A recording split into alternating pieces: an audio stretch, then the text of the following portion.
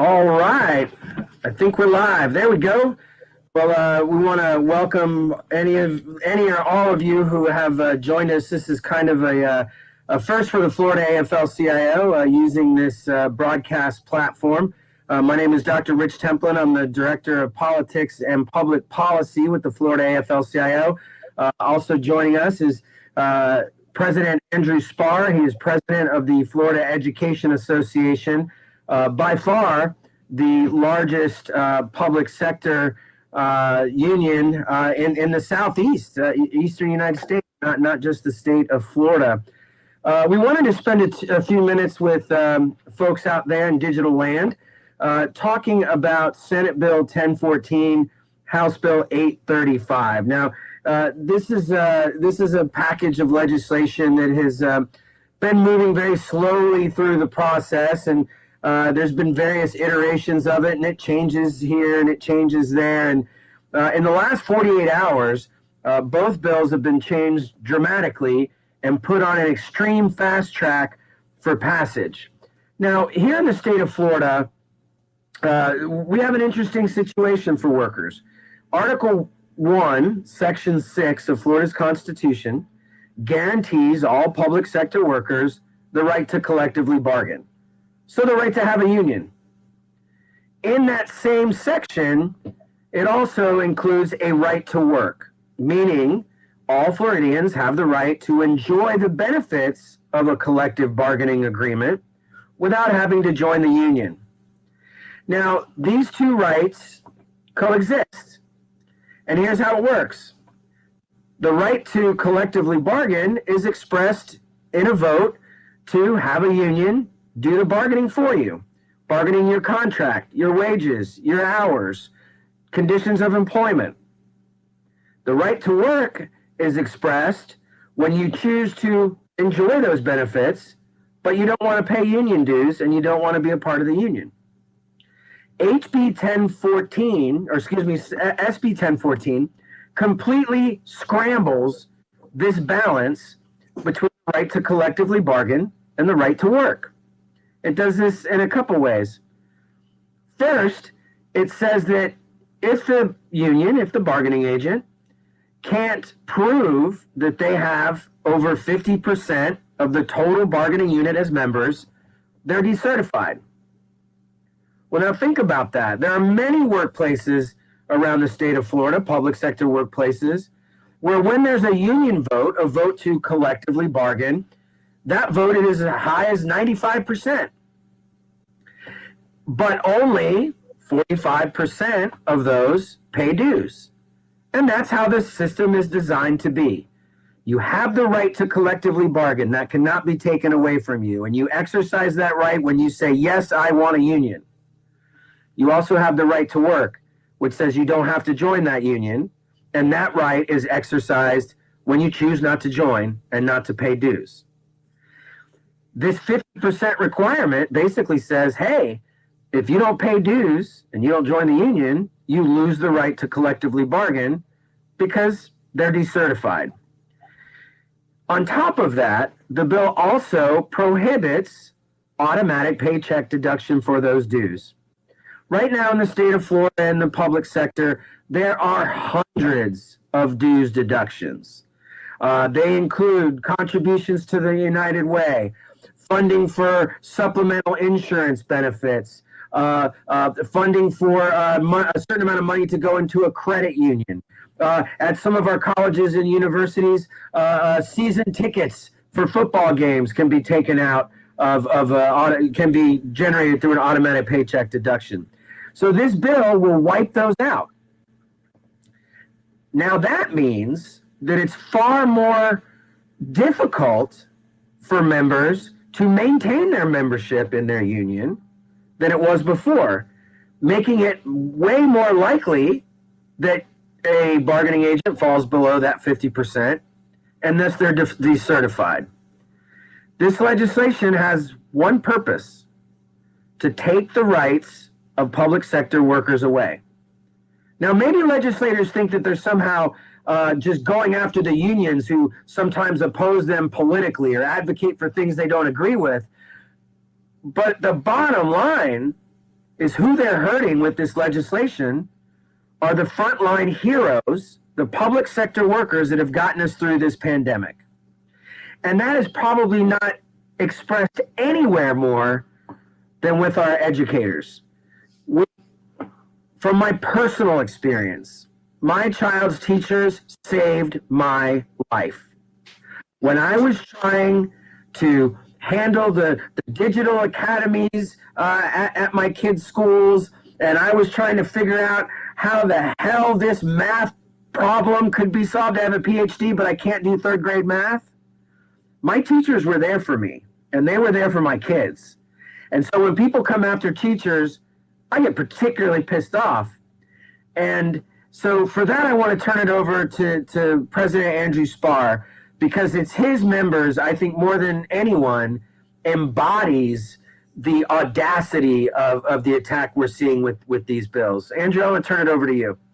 Thanks, Rich. And, we're all in this together at the end of the day, right? It takes an entire community to care for our kids, to move our community forward. And for too long, as public sector workers, we have really found ourselves up against the wall over and over again, just trying to make ends meet, whether it's through health insurance, whether it's through our pay, whether it's just our ability to provide for our families and retire with dignity and respect. And this bill, Senate Bill 1014, House Bill 835, is yet another example. And what we're really saying here is we need lawmakers to stand with us. They asked us to step up during this pandemic. We're asking them to step up and not take away our freedoms. Let's be real about this bill. This bill is big government interference.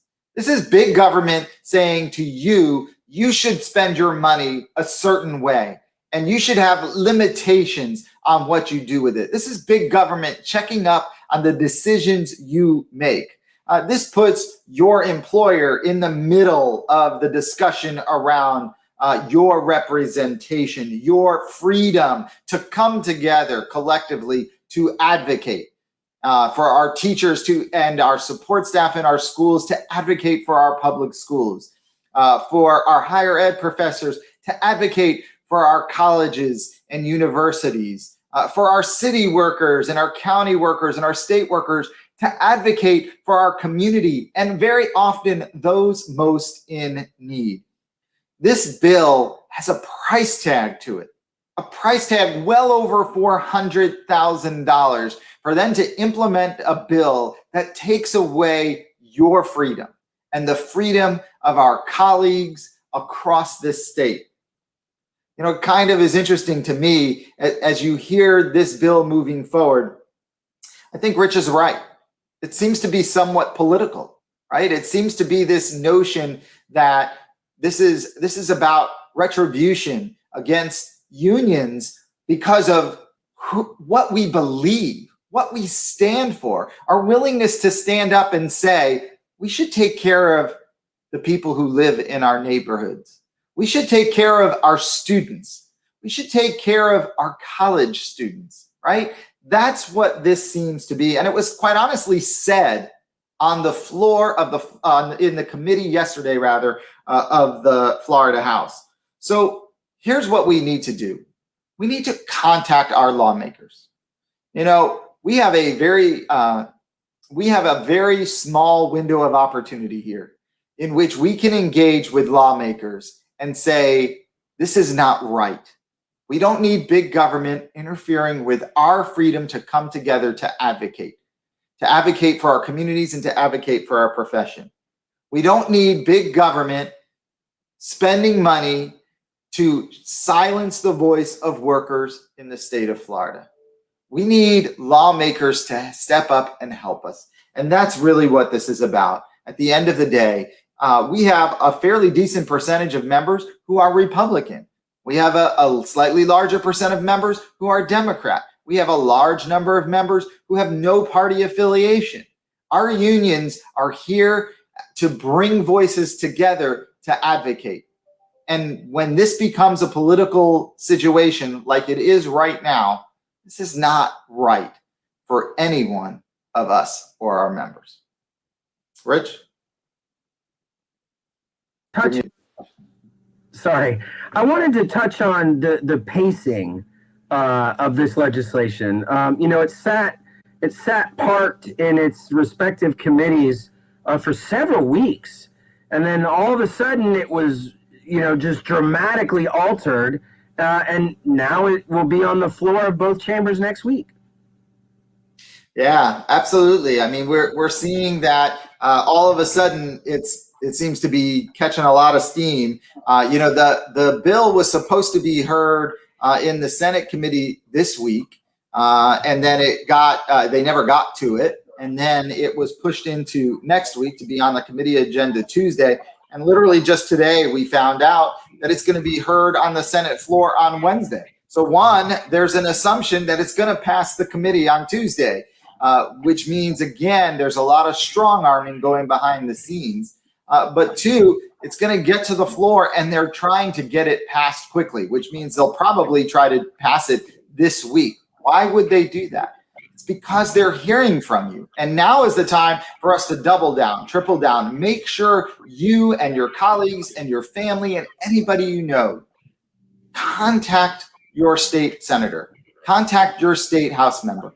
Tell them this is not what we should be doing to frontline workers in the state of Florida. We should not spend taxpayer money to take away the freedom to come together to advocate for our schools, for our communities, for our professions. We shouldn't be doing that. Lawmakers shouldn't be doing that. And we need them to join with us. Rich was saying earlier about the Constitution allowing collective bargaining. I want to underscore collective. The idea is to come together to improve the working conditions for our families, for each other. The idea is to come together to advocate for the work we do every day and for the lives we touch every day. I think about that city bus driver who's making sure that someone who doesn't have access to transportation is able to get to and from work every day so they can feed their kids. I think about the school teacher who's trying to make sure that the children in their class, the students they teach who have disabilities are getting the supports they're entitled to. Think about that cafeteria worker in our public schools who wants to make sure that every child gets breakfast and lunch so that they can learn, so they can be in the right state of mind. These are the people this bill is going after. Well, Andrew, I know you had said that you've got a full plate, as we all do, as we push back against this legislation. I did just find out we're being joined by our good friend Dwight Mattingly with the Amalgamated Transit Union. So Andrew, we appreciate you being with us. Absolutely, and I'm going to jump then. Thanks so much, Rich. Have a good one. Thank you, sir. So we want to bring on Dwight Mattingly.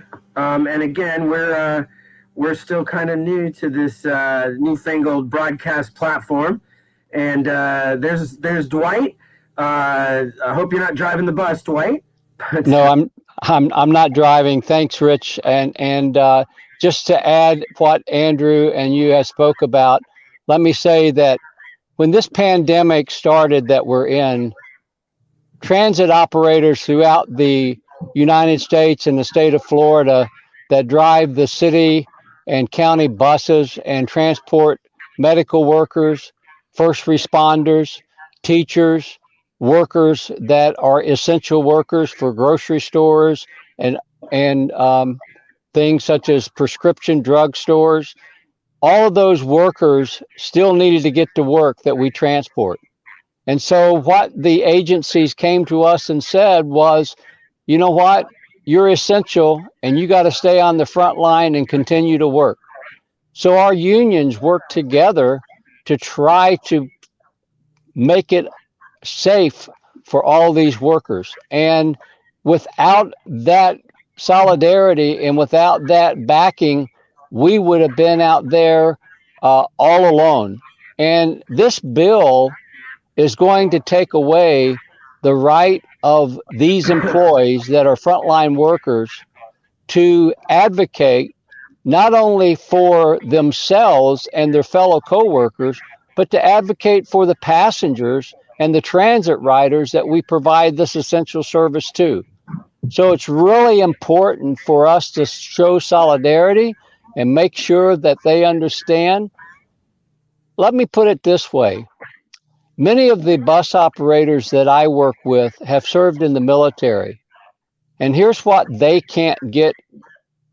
They can't get why they went overseas and put their lives on the line for the freedom of the United States and the people that we represent, and come back home and can't express their own freedoms by joining the union and paying dues and having those dues deducted from their paycheck. And that's wrong. So remember that those that fought for you to have these freedoms, others are taking it away. Thank you, Rich. Yeah, Dwight, I wanted to ask a couple of follow-up questions. I mean, talk about the importance of ATU to our transit workers, right? And our bus operators.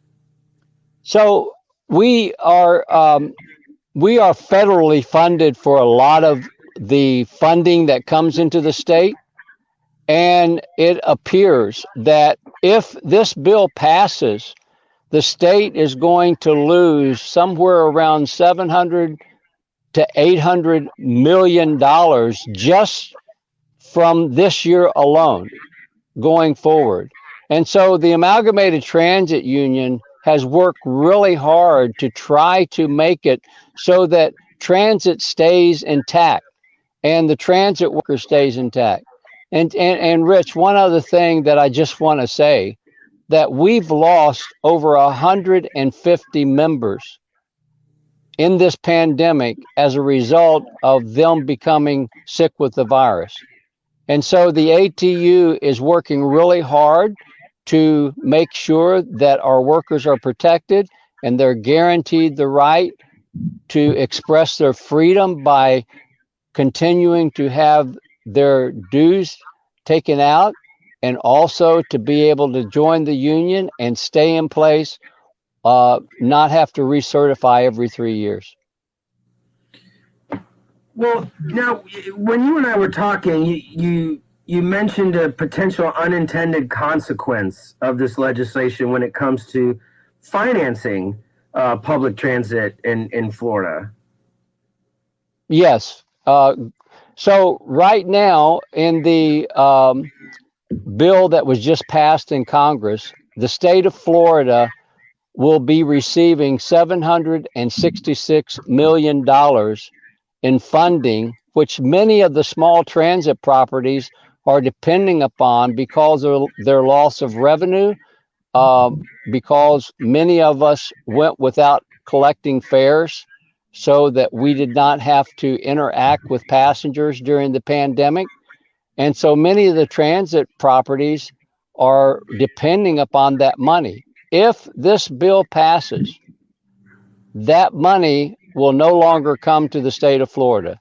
The federal government will stop it. And the reason is because there's guarantees in worker protections that says they must allow unencumbered, not the mandatory subjects of bargaining, such as whether or not dues comes out of payroll deduction. And so that's a big issue. All right, Dwight, thanks so much for sharing your thoughts on this. Again, for those of you who have joined us, we really appreciate it. Again, this is our first foray into this digital broadcasting spectrum. But the legislation, again, is fast moving.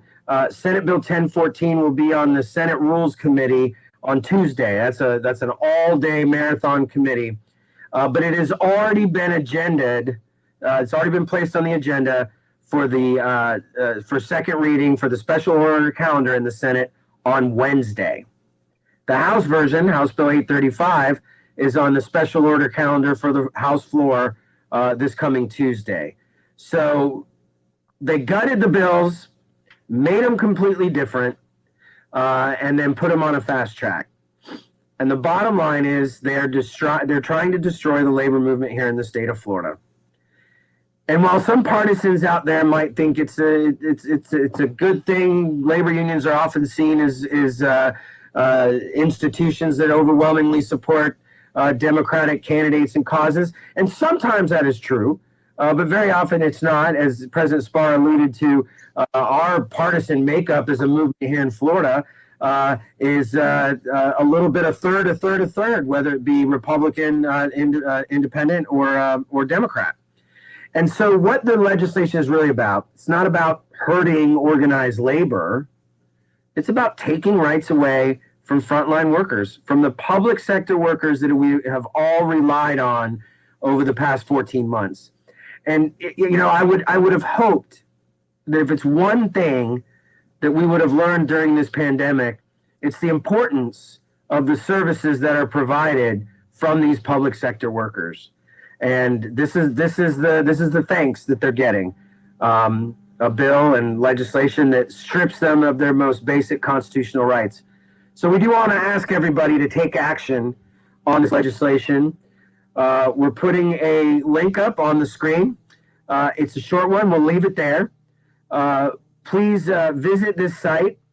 It will enable you to put in your address information, and it will connect you to your legislator, to your member of the Senate. So stop Senate Bill 1014. Please take action. Visit the link on your screen and make your senator aware that this is just a bad thing to do. It's wrong in the middle of a dangerous pandemic that people's frontline public sector workers have risked their lives for, to strip them of their basic constitutional rights here in the state of Florida. And for no reason. No one has articulated a reason for this legislation. They're just doing it because they can. So please help us. Help your teachers. Help your bus drivers. Help the folks that keep the parks clean. Help the folks that keep the water running. Help the folks that pick up the trash, because they're there to help you. So again, please visit the link on the site, stop Senate Bill 1014, and tell your senator to vote no and stop this attack. Thank you for being with us. Thank you for watching.